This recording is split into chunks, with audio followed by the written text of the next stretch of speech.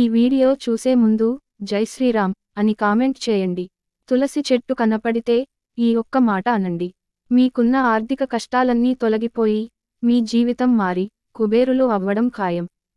హిందూ మతంలో తులసి మొక్కను ఎంతో పవిత్రమైనదిగా పరిగణిస్తారు. ఎందుకంటే తులసి మొక్కను సాక్షాత్తు లక్ష్మీదేవి స్వరూపంగా భావిస్తారు. అందుకే శ్రీ మహావిష్ణువుకు తులసిని సమర్పిస్తారు. ఇలా చేయడం వల్ల సంపద రెట్టింపు అవుతుందని చాలామంది నమ్ముతూ ఉంటారు. తులసి మొక్క ఉన్న ఇల్లు గంగా నదితో సమానమైన పవిత్రతను కలిగి ఉంటుందని పండితులు పేర్కొంటున్నారు. శుక్రవారం రోజున తులసి చెట్టు దగ్గర ఒక శక్తివంతమైన మంత్రాన్ని జపించి 11 సార్లు ప్రదక్షిణలు చేస్తే మీ జీవితంలో ఉన్న ఆర్థిక సమస్యలు, అప్పుల బాధలన్నీ తొలగిపోతాయి. తులసి చెట్టు దగ్గర మనం జపించాల్సిన మంత్రం ఏమిటంటే తులసి గాయత్రి మంత్రం. ఈ తులసి గాయత్రి మంత్రం చాలా శక్తివంతమైన మంత్రం. ఓం తులసీదేవ్యే చ విద్మహే విష్ణుప్రియయే చ ధీమహి తన్నో వృందా ప్రచోదయాత్. ఇలా ఈ తులసి గాయత్రి మంత్రాన్ని మనసులో జపించి తులసి చెట్టు చుట్టూ 11 ప్రదక్షిణలు చేస్తే అష్ట ఐశ్వర్యాలు సిద్ధిస్తాయి. మీ జీవితంలో ఉన్న కష్టాలన్నీ తొలగిపోయి ఆనందంగా ఉంటారు. ఈ మంత్రాన్ని రోజూ జపించడం వల్ల మీ జాతకంలో అదృష్టం పెరుగుతుంది. ఈ ఒక్క మంత్రం మీ సంపదను రెట్టింపు చేస్తుంది. ఆర్థిక సమస్యలను తగ్గిస్తుంది. తులసి మొక్క లేని వారు మీ పూజ గదిలో ఉన్న లక్ష్మీదేవి ఫోటో ముందు కూర్చుని ఈ మంత్రాన్ని జపించినా మంచిదే. తులసి మొక్కలో సమస్త దేవతలు కొలువై ఉంటారు. తులసి మొక్కకు పూజ చేస్తే సకల దేవతలను పూజించినట్లే అని పండితులు చెబుతున్నారు. ఎందుకంటే 33 కోట్ల మంది దేవతలు తులసి మొక్కలో నివసిస్తారని హిందువుల నమ్మకం. ప్రతిరోజు ఉదయాన్నే నిద్రలేచిన వెంటనే ముందుగా తులసి చెట్టును చూస్తే ముల్లోకములలోని సమస్త తీర్థములను దర్శించిన పుణ్యఫలం లభిస్తుందని పండితులు చెబుతున్నారు. ప్రతి శుక్రవారం రోజున తులసిని పూజిస్తే ఇంకా రెట్టింపు ఫలితం ఉంటుంది. ఎందుకంటే శుక్రవారం రోజున దేవదేవతలు భూలోకానికి వచ్చి మనల్ని ఆశీర్వదిస్తారట. కాబట్టి ఈ రోజున తులసిని పూజిస్తే కోరిన కోర్కెలు వెంటనే నెరవేరతాయని నమ్మకం. తులసి మొక్కకి పూజలు చేయలేని వారు రోజూ ఉదయం స్నానం చేసిన తరువాత తులసికి చెంబుడు నీళ్లు పోసి నమస్కారం చేస్తే సకల సంపదలు చేకూరుతాయని పండితులు చెబుతున్నారు. తులసి మొక్కకు నీళ్లు పోసి నమస్కారం చేయటం వల్ల జన్మ జన్మల పుణ్యం లభించి జన్మ జన్మల పాపాలు తొలగిపోతాయని పండితులు తెలియజేస్తున్నారు. మత గ్రంథాల ప్రకారం ఆదివారం రోజున మాత్రం తులసి చెట్టుకు నీళ్లు పోయకూడదు.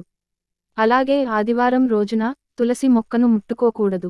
జ్యోతిష్య శాస్త్రం ప్రకారం ప్రతి శుక్రవారం రోజున తులసి మొక్కకు నీళ్లతో పాటు చెరుకు రసాన్ని కూడా సమర్పించాలి. ఇలా చేయడం వల్ల మీ ఇంట్లో లక్ష్మీదేవి కొలువై ఉంటుంది. అలాగే మీ ఇంట్లో ఉన్న కష్టాలన్నీ తొలగిపోతాయి. మీ ఇంట్లో ధనాదాయం బాగా పెరగాలంటే ఒక ఎర్రటి గుడ్డలో తులసి ఆకులు వేసి మూటలాగా కట్టి మీ ఇంటి బీరువాలో డబ్బు ఉంచే చోట పెట్టండి. ఇలా చేయడం వల్ల మహాలక్ష్మి అనుగ్రహం ఎల్లప్పుడూ ఉంటుంది. వారంలో ఒకసారి మీ ఇంట్లో ఉన్న అన్ని మూలల్లో తులసి నీళ్లు చిలకరించండి. ఇలా చేస్తే మీ ఇంటి పైన ఉన్న చెడు దృష్టి ఏమన్నా ఉంటే తొలగిపోతుంది. తులసి కోటలో ఎక్కువగా పసుపు కుంకుమలు వేయకూడదు. అలా చేస్తే ఆ మట్టిలో ఉన్న పోషకాలు నశించి మొక్క ఎండిపోయే ప్రమాదం ఉంది. ఇంట్లో పూజించే తులసి మొక్క ఆకులను పూజ కోసం కోయరాదు. కావాలంటే విడిగా పెంచే మొక్కల నుంచి తుంచుకోవాలి. శాస్త్రాల ప్రకారం స్నానం చేయకుండా తులసి మొక్కను తాకకూడదు. భూమిలో తులసి నాటడం మంచిది కాదని ఎల్లప్పుడూ గుర్తుంచుకోండి. ఉత్తమ ఫలితాలను పొందడానికి మీరు ఎల్లప్పుడూ ఒక కుండలో నాటాలి. తులసి ఆకులు మన కోరికలను నెరవేర్చడానికి అద్భుతమైన లక్షణాలను కలిగి ఉంటాయని జ్యోతిష్య నిపుణులు చెబుతున్నారు. ఒక 11 తులసి ఆకులు తీసుకుని కుంకుమలో నూనె కలిపి తులసి ఆకులపై రామనామాన్ని రాయాలి. ఆ ఆకులను మాలగా తయారు చేసి ఆంజనేయుడికి సమర్పించాలి. ఇలా చేయడం వల్ల ఆర్థిక ఇబ్బందులు తొలగిపోవడమే కాకుండా కోరిన కోర్కెలన్నీ నెరవేరుతాయి. వాస్తు శాస్త్రం ప్రకారం కలబంద మొక్కను అదృష్ట మొక్క అను అంటారు. ఇంటి ముందు కలబంద మొక్కను నాటడం వల్ల పాజిటివ్ ఎనర్జీ వస్తుంది. దీంతో మీ ఇంట్లో ఆనందం, శాంతి, శ్రేయస్సు కలుగుతాయి. ప్రధాన ద్వారం పైన పంచముఖి హనుమాన్ చిత్రాన్ని ఉంచితే ఎంతో మంచిదని వాస్తు శాస్త్ర నిపుణులు చెబుతున్నారు. మన హిందూ సాంప్రదాయం ప్రకారం పసుపుని లక్ష్మీదేవితో పోలుస్తారు. కాబట్టి ప్రతి శుక్రవారం రోజున ఇంట్లో ఉండే స్త్రీలు తమ కాళ్లకు పసుపు రాసుకుని ఇంట్లో పూజ చేస్తే లక్ష్మీదేవి అనుగ్రహం వల్ల మీకు కాలం కలిసొచ్చి త్వరలోనే ధనవంతులు అవుతారు. స్త్రీలు కాళ్లకు పసుపు రాసుకునేటప్పుడు కొన్ని జాగ్రత్తలు తీసుకోవాలి. కాళ్లను కింద పెట్టి ఎప్పుడూ పసుపు రాసుకోకూడదు. పసుపు రాసుకునేటప్పుడు పాదాలను నేలకు తాకకుండా చూసుకోవాలి. నేల మీద ఏదైనా ఒక వస్త్రాన్ని వేసి దాని మీద పాదాలను ఉంచి పసుపు రాసుకోవాలి. సహజంగా మనం నువ్వుల నూనెతోనే దీపారాధన చేస్తాం.